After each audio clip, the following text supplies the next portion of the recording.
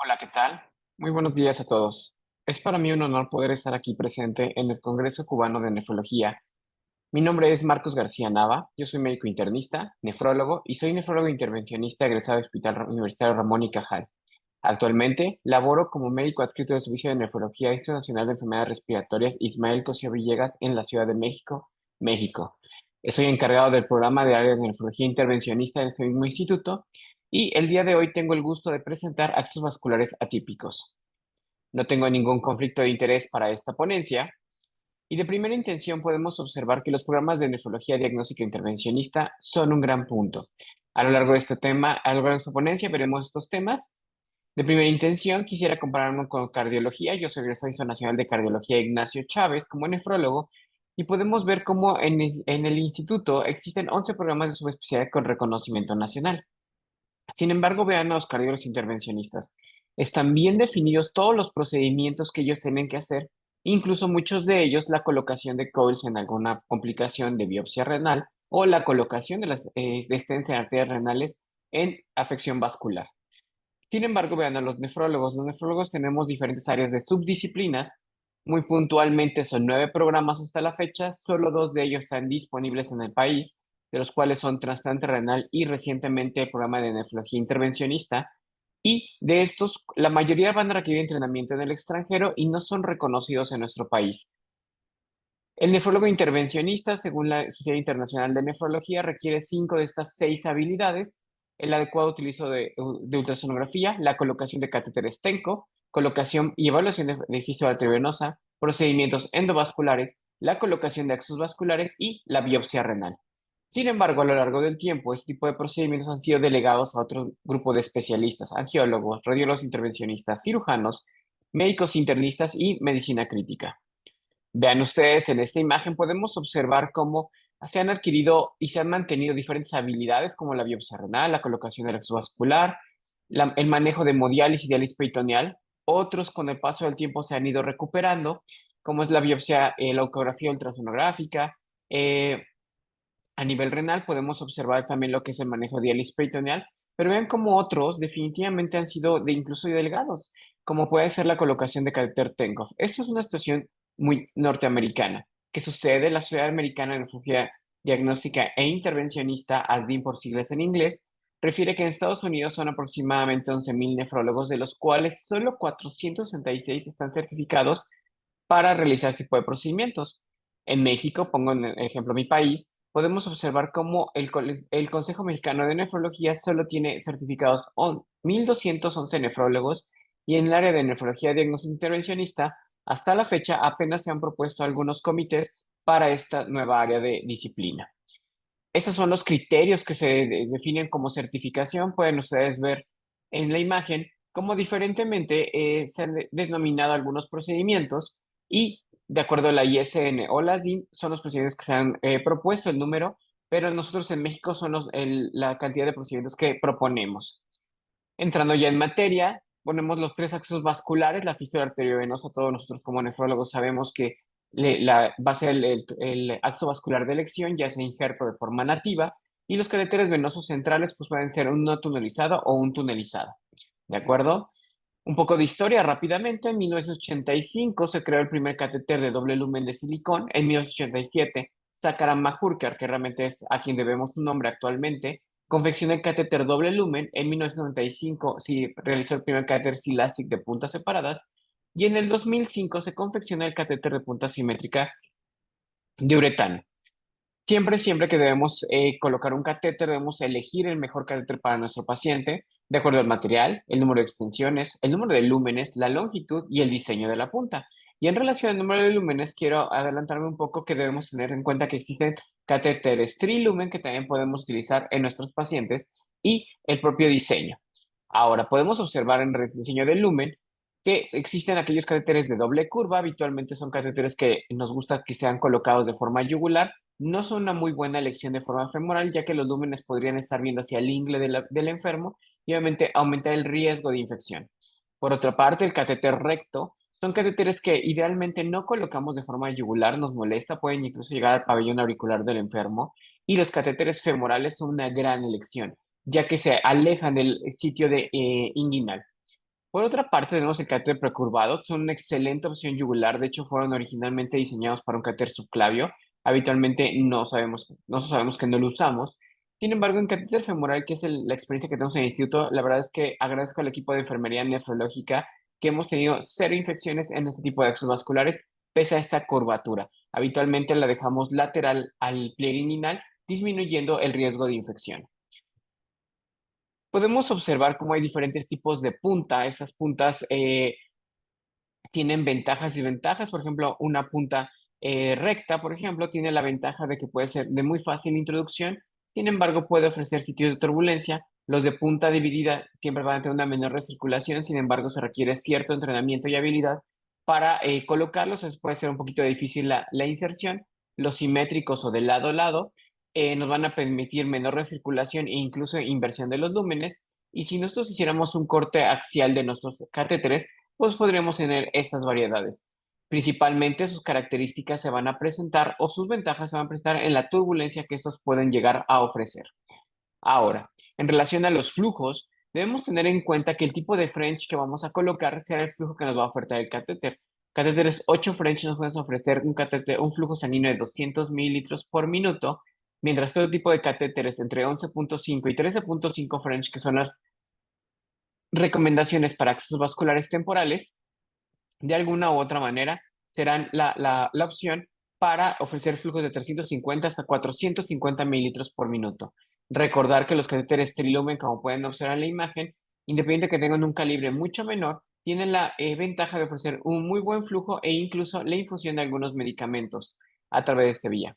Siempre recordar el French va a ser equivalente a ciertos milímetros y esa circunstancia es importante tomar en cuenta cuando planeemos la colocación exovascular, ya que si el vaso tiene menor calibre que el propio catéter, evidentemente lo único que tendremos es una complicación al colocar el exovascular y una dificultad técnica. Vean ustedes las recomendaciones, los catéteres no tunelizados van a ser una recomendación de 11.5 a 13.5 French, mientras que los tunelizados desde 14.5 French hasta 16 French, ¿de acuerdo? Muy diferente el catéter venoso central que utilizamos en las áreas críticas o para infusionar los medicamentos, donde pues el calibre es mucho menor. Vean ustedes, la longitud de esta debe estar bien establecida. Habitualmente lo hacemos de acuerdo a la estatura del enfermo y en el no tunelizado pues es un poquito más complejo. Habitualmente tenemos ciertas reglas de forma matemática donde el acceso a la yugular interna derecha dividimos la talla del paciente entre 10. Si el paciente mide 1,70 entre 10, la longitud debería estar a 17 centímetros. A diferencia si fuera en la yugular interna izquierda, podemos hacer la misma ecuación donde la longitud sería 1,70 entre 10 sería 17, más 4 centímetros serían 21 centímetros. Vean ustedes cómo los femorales deben tener una gran distancia entre 55 a 33 centímetros, mientras que los catéteres temporales de 24 a 30 centímetros. Y esto es importante a tomar en cuenta, ya que, como veremos más adelante, la verdad es que solo hemos estado colocando catéteres ilíacos y más que femorales. ¿Cuáles son las características ideales de un axo vascular? Debe tener un adecuado flujo para realizar la terapia efectiva, suficiente rigidez para no permitir acodamientos que limiten su flujo, pero a su vez lo suficientemente flexible para no dañar la pared vascular. Debe ser biocompatible y escasamente trombogénico. Siempre debemos buscar una inserción fácil y segura y, evidentemente, escasas complicaciones infecciosas. En relación a los catéteres vasculares típicos, debemos recordar las reglas recomendadas por la SLAN. En su recomendación número 14, las venas de elección son las interna y externa derecha, después la interna y la externa izquierda, después nos vamos a los axones femorales y recordar que no nos gustan los catéteres subclavios. Tienen alto riesgo para, evidentemente, una futura fístula arteriovenosa. De no ser posible, se colocará un catéter temporal no tunelizado solo en caso de urgencia y con una duración menor de 2 semanas. Si el lapso del enfermo, de acuerdo a estas recomendaciones, es mucho mayor y no fue una urgencia, debemos colocar un catéter tunelizado. Vean en esta imagen, como les comentaba, el axo femoral, habitualmente muchos catéteres no tunelizados tienen esta longitud, habitualmente solo se van a quedar en la vena ilíaca, mientras que los femorales deben quedar en la vena cava inferior o incluso en el propio atrio. Entrando en materia propiamente dicho, esta ponencia que ha sido invitado, podemos ver los catéteres atípicos. Aquí están diferentes catéteres que he tenido la oportunidad de colocar: axilar subclavio, prono, translumbar, transhepático, de la vena innominada e incluso popliteos. y alguno de ellos que no tenía la oportunidad, pero también está reportado en la literatura, que es el transrenal.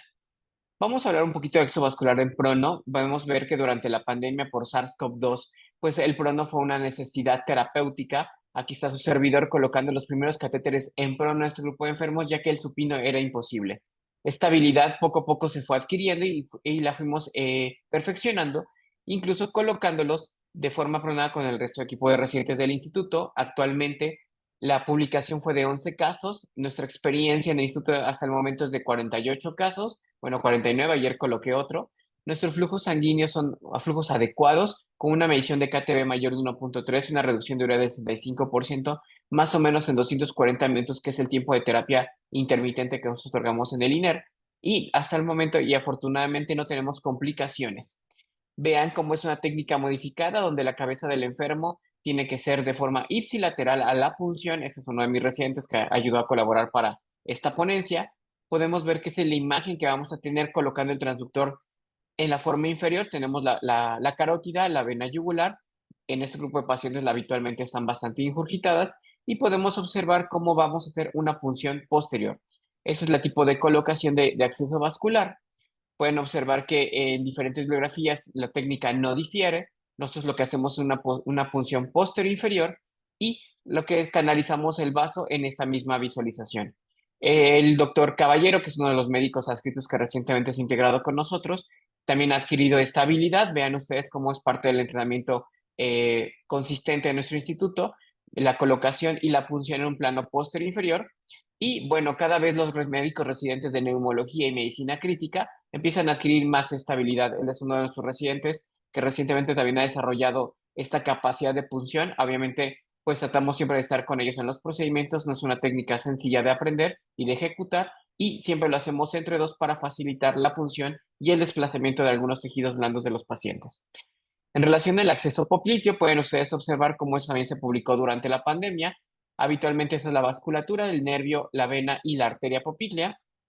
Esa publicación se empezó a realizar en el 2020 y nosotros en el INER dijimos, bueno, ¿y por qué no? Habitualmente hacemos dos visiones, en un fuera y dentro de plano. Vamos a ver cómo lo hicimos en el instituto. Vean, esa es una imagen de unos pacientes. Podemos obtener una imagen en un eje corto. Aquí lo primero que hacemos es medir la distancia P para evitar que no haya una gran distancia para atravesar con los tejidos blandos. Después medimos el calibre del vaso. Vean cómo es un vaso de muy buen tamaño. Puede pasar cualquier catéter de cualquier French en este. Aquí tenemos a la arteria. En un eje corto tenemos una arteria, una vena completamente permeable, una arteria con adecuados flujos. Siempre recomendamos hacer un Doppler color para ver la permeabilidad de los mismos. Y evidentemente, tras una punción, yo recomiendo dentro en plano, podemos canalizar de forma efectiva el vaso. Aquí vemos la guía. Aquí tenemos un eje corto, en un eje largo, perdón, cómo se puede visualizar la guía completamente permeable a través del vaso popliteo, respetando y evitando la complicación de la punción en la arteria. Vean ustedes los flujos que hemos obtenido. La verdad es que son muy buenos flujos para una terapia efectiva o una urgencia dialítica. Aquí también otro de nuestros residentes que ha adquirido la habilidad para realizar este tipo de procedimientos. Los flujos vasculares transhepáticos no son una situación nueva, en realidad están descritos en 94, descritos de primera ocasión esto en Filadelfia. Podemos observar que los flujos que se obtienen son de 250 a 300 mililitros, una tasa de recirculación baja, sin embargo, una gran situación de recambio. Lo primero que tenemos que hacer por anatomía es localizar la vena hepática derecha. Sin embargo, tener en cuenta que podemos tener la vena hepática izquierda, la medial y la derecha. Vean ustedes cómo es en un eje subcostal, cómo podemos visualizar esta imagen. Y obviamente nuestro punto inicial será la vena cava inferior. En realidad yo no he tenido oportunidad de hacer punciones izquierdas y mediales, todas han sido a través de la vena hepática derecha. Lo que hacemos es localizar entre el octavo y noveno espacio intercostal la línea axilar media, evitando un abordaje subcostal. Y posteriormente identificamos la vena hepática e introducimos una aguja de 21 gauge, una aguja especial, la veremos más adelante. Administramos un bolo de contraste para definir que estamos sobre la vena y después de ello podemos avanzar la guía y colocar una adecuada posición por fluoroscopía. Confeccionamos el túnel paralelo a la punción, introducimos el sistema Pillaway o camisa coloquialmente llamada y al observar esto podemos observar definitivamente cómo hay una adecuada introducción. podemos observar con una confección del túnel, no muy diferente a lo que hacemos en otro tipo de procedimientos, y finalmente introducimos el catéter verificando su adecuada posición. Esas son diferentes imágenes de algunos trabajos donde podemos observar cómo se puede colocar el catéter de forma segura. Tenemos a veces complicaciones como es la migración y aquí vemos una imagen en punción en la vena hepática izquierda. Reitero, no tengo yo la oportunidad de hacer este tipo de accesos. Habitualmente siempre prefiero el derecho, que es más fácil, vamos a llamarlo de esta manera, porque ningún catéter es sencillo. Podemos observar las complicaciones que puede haber.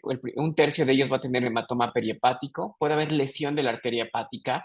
37% de ellos migran definitivamente, es una situación que hay que tener en cuenta. Pueden tener 21% de infección, 17% trombosis.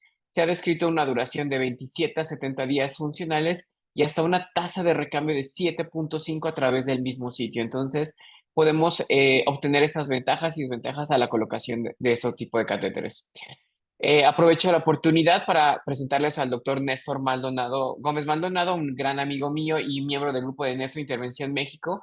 Me atrevería a decir que es uno de los nefrólogos con mayor experiencia en la colocación de catéteres transhepáticos. Esas imágenes son cortesías y autorías de él.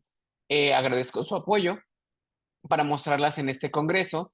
Vean ustedes cómo hace un rastreo de la vena hepática derecha, después mide el catéter, realiza una pequeña dilatación para facilitar la introducción, después con la aguja de 21 gauge se coloca esta punción hacia la vena hepática derecha, pues se procede a la dilatación, a la colocación del sistema pull apart o peel away y colocándola de forma adecuada por fluoroscopía, guiando la punción, evidentemente, y la localización del catéter. Él prueba los flujos y bueno, son las localizaciones que podemos llegar a tener. Entonces, vean cómo este acceso se puede realizar. Evidentemente necesitamos el apoyo de ecografía y fluoroscopía para hacer la mejor técnica adecuada. Nuevamente agradezco al doctor Néstor Gómez Maldonado el apoyo de sus imágenes y su gran experiencia y casos en ese sentido. Los accesos translumbares son un tipo de accesos atípicos. En 1995 se publicó la primera corte de 12 pacientes, donde se utilizaron para recambio plasmático y hemodiálisis intermitente en el Hospital Johns Hopkins en Baltimore. Podemos observar cómo la punción se hace por dos fases, una fase tomográfica y una fase fluoroscópica. En la fase tomográfica lo que hacemos es buscar a 5 centímetros encima de la cresta ilíaca derecha y a 10 centímetros. A la derecha, vean ustedes aquí la ubicación donde vamos a realizar la punción.